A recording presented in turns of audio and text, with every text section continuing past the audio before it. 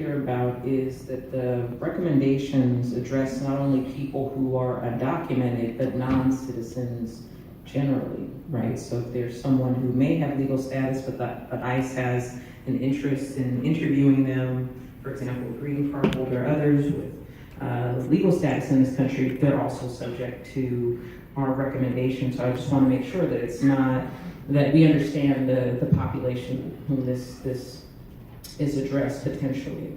And I also don't want to necessarily delve into each of the recommendations, because that's not, I understand that's not the direction that we're going. But I do want us to be clear that there is a sense of urgency here, and we cannot continue to push our recommendations. We can't keep kicking the can down the road. We need to take a position, especially given the real fear that exists in our immigrant communities and the misperceptions and the confusion that exists around the sheriff's relationship with immigration and ICE. So I strongly, I'm a member of the ad hoc committee, and so I will commit to meeting as soon as possible, to communicating with the sheriff's department. At least the recommendations of the ad hoc committee, which it is true, is not the position of the commission, but it certainly is, at least as of this dated November 15th, the thinking of 4 members of this commission. We will continue to discuss them, of course, and we will absolutely, I think, consider some of the objections that have been raised by our colleagues. But at the end of the day, at this point, this is the thinking of at least 4 people who have spent a lot of time thinking about immigration, and we cannot continue to postpone our recommendations. Yes, I am one of the members of the ad hoc committee, and last month, Sheriff, there was a presentation by Commander Marhone on the very generalized position of your new policy regarding ICE and immigration, particularly related to the jail. And there were a number of questions that have not yet been answered that were raised with Commander Marhone, and I don't know if you're prepared to talk about them today, but one in particular was the concern of myself and many others that the public website be maintained, not only for any member of the public who may need and want information about their loved ones in the jail, but also accessible to ICE and law enforcement. And one of the troubling responses from Commander Marhone was when I asked, is it the sheriff's position to continue on a permanent basis the public website, his response was very cagey, to put it in the vernacular. His response was, well, for today it is. And it should stay that way. That raises all sorts of bells and whistles. I'm a lawyer, and when somebody answers for today, that raises the specter that tomorrow your department may be making significant changes on the public website. So that is a key matter that hopefully we can address, unless you are able to talk about that today. And the other question relates to the your use of contractors in place of ICE to pick up inmates who have been determined to go to ICE jurisdiction for the purposes of deportation. But I think based on those 2 issues, you can understand that there is a real concern, not only on the part of the ad hoc committee, the commission, members of the public, because there is a wealth of confusion and a lack of understanding as to where you really intend to go on this issue. So I applaud Commissioner Vera's request for a meeting as soon as possible with all of the ad hoc members, and if you are able to address any of those issues today, that would be welcome. Thank you. Can I just add, I'm the newest member of the commission, and also the newest member of the immigration ad hoc committee. Okay. And when I first came to the meeting in November, this was the first agenda item that I had to deal with. So I would urge, though, and echoing Commissioner Ocean's point of view, we need a sense of urgency. We need to get something done as soon as possible, and to consider everyone's point of view. It took me a while to even catch up with, there's a whole line of, beyond the November report, there's a whole line of other discussions about, and written discussions about what's going on with the immigration problem. So I would urge both the Sheriff's Department and myself to go back and review all those documents and come up with a report. Thank you very much. Can I add one other thing on the subject of the action by the sheriff to essentially eliminate 1/3 of the lawful offenses, since that's separate and apart from the report here. What can, are you going to cut me off? I would like Chair? to, excuse me? Are you going to cut me off from actually? Well, I thought you were saying something? I thought you were asking me if you could.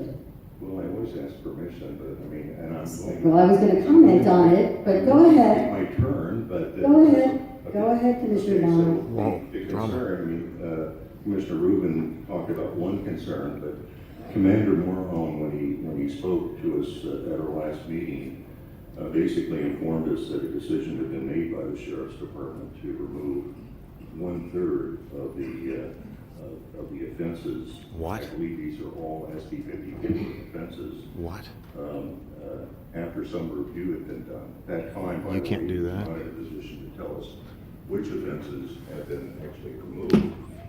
We have subsequently, and your sheriff, gotten a list of the 50 or of the 150 offenses that have been removed. First of all, these offenses are called, these violations are called the misdemeanor crimes list, and yet every one of the offenses that have been removed is not a misdemeanor under the penal code. Wow. They're all punishable as followers, that is to say, the Yep. state legislature made a judgment that they were all serious enough to warrant state prison time. So we learn now, at least I understand, and been informed, please disabuse me if I'm wrong, that there was a working group of the Sheriff's Department with apparently the ACLU, other representatives of activist organizations, and with the County Public Defender's Office. Insofar as I know, that working group did not have any consultation with any member of the Civilian Oversight Commission. It What? had no consultation with the Inspector General, and amazingly had no consultation with, or at least part of the group did not include, the District Attorney's Office. Which What? is the only other county agency besides the Sheriff's Department that has the responsibility of public safety for a county. So I'm really concerned about the process. It wasn't transparent, and Wow. it did not include, I think, all the voices should have been included before 50 very serious offenses were locked off and made ineligible for transfer to ICE for people that are convicted of them. So the crimes that have been locked off, by the way, include, and I'm just going to list a few of them, threatening a juror. What? Threatening a juror has been removed. So if you're illegally in the country, you're being prosecuted, and you threaten a juror, you're convicted of threatening a juror, under this list that's been developed, that person cannot be transferred to ICE, right? Even though under SB 54, you would be entitled to, because that's an offense, that is an SB 54 offense. It includes hazing that results in death or great bodily injury. What? That's been removed. It includes penetration by penis or foreign object with special circumstances. It includes falsely impersonating a police officer or another in official capacity. People that are convicted of these offenses illegally in the country, you've just taken off the list. What? So I would think that there would be a public safety analysis, and that there would be some vetting with a broader group than the ACLU and the Public Defender's Office before you come up with a list that locks off 50 offenses. Possession of a wallet, bribery of a state official. So, I mean, wouldn't somebody bribe a state official? Yeah, he doesn't look too convicted of comfortable. that, who's illegally in the United States, who wouldn't transfer that person to ICE for deportation? I don't understand it. Now, there are some on here, I'm not going through all of them, maybe there are some that could be locked off, I don't know, but I think that there has to be a very thoughtful approach, and I don't think this process, Sheriff, in all honesty, was the kind of process that would be appropriate to essentially exercise voters' discretion to lop off a very large number of offenses that are otherwise subject to SB 54, which itself was a compromise, as you know, in the state legislature. So And not good enough. In any event, I'll rest it there. I just want it that, and perhaps the ad hoc subcommittee for immigration should also take a look at this issue. I appreciate it.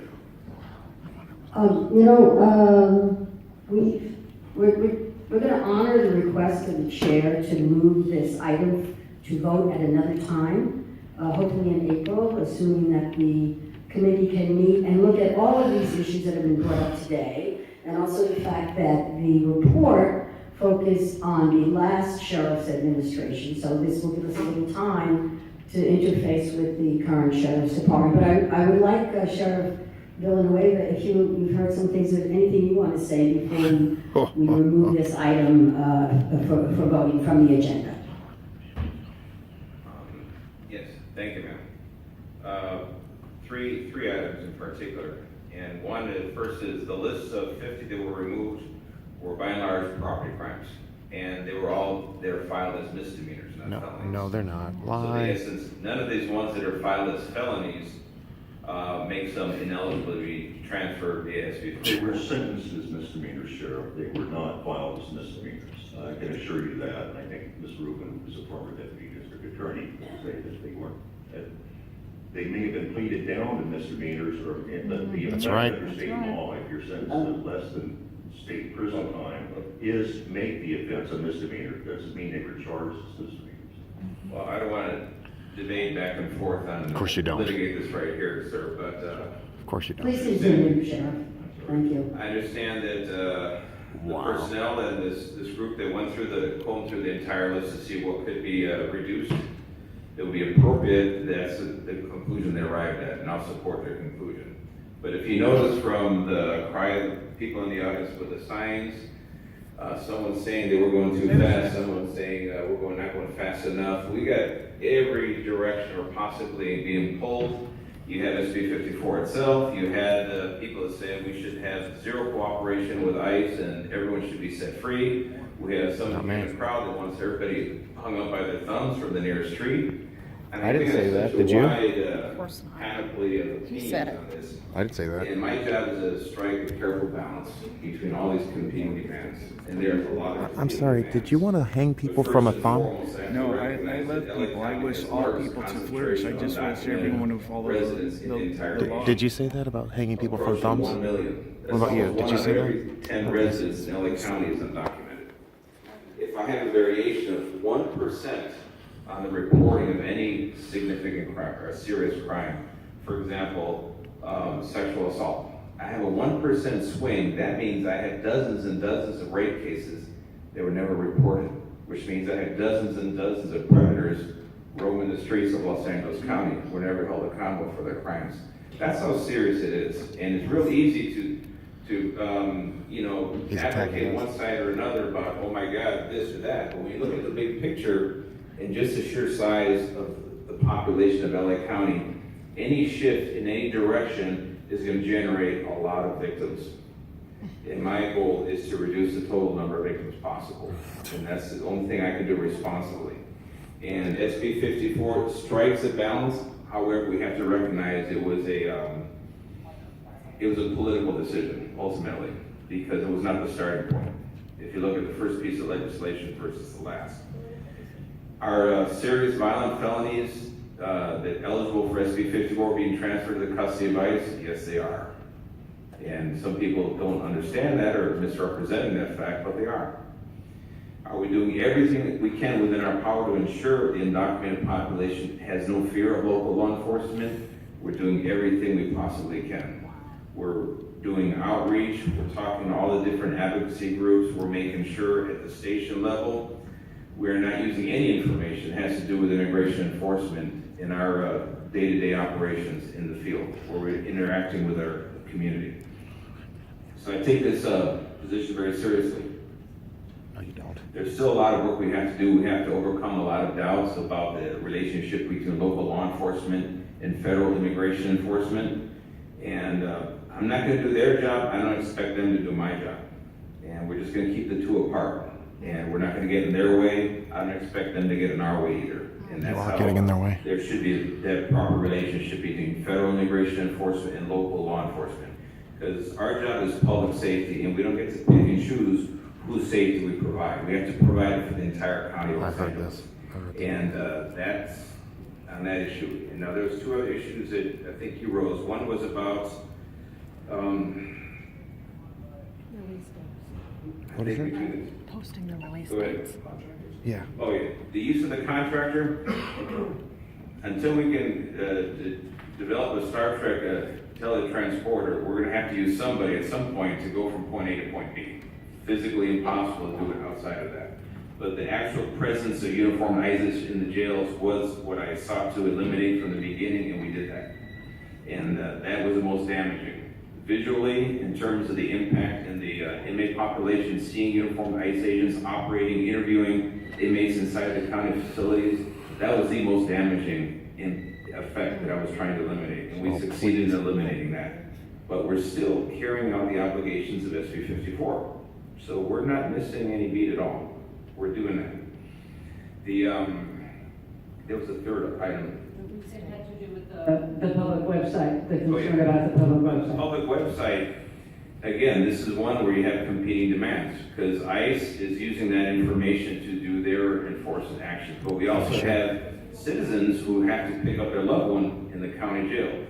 They could have mental impairments, physical ailments, they could be disabled, all kinds of things. They need to know when their loved one is coming out of jail so they can arrange for the transportation. We don't have a tragedy in our hands, which has happened in the past. So it has a very important public safety aspect, the public website. And does ICE use that? They probably do. However, they don't have any more access than anybody else, as the general public does. And they're not operating in the county jails, at the stations, or in our courthouses. So to the degree that we can separate the two functions as best physically possible, we've already achieved that. So we're actually making great strides. We've done this in less than 4 months, and we're going to continue moving ahead. We welcome all the input from all of you. Have very different perspectives, even within the own commission, which is fine. And that's the whole purpose of having a lively public debate, and then so forth. And so doing, we're going to advance the public's interest. Is it your commitment to maintain the public website despite the competing interests? Yes, we have to, because there's a greater interest in preserving the safety of each person that gets released from the jail that needs to have arrangements with their family. Okay, any other comments from the commissioners for the time being? Okay, here's what I'd like to do.